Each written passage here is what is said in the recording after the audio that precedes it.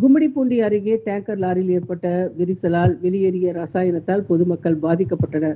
திருவள்ளூர் மாவட்டம் கும்மிடிப்பூண்டி சிப்காட் தொழிற்பேட்டையில் உள்ள தனியார் தொழிற்சாலையில் இருந்து டேங்கர் லாரி மூலம் மேட்டூருக்கு ஒருவித ரசாயனம் கொண்டு செல்லப்பட்டது.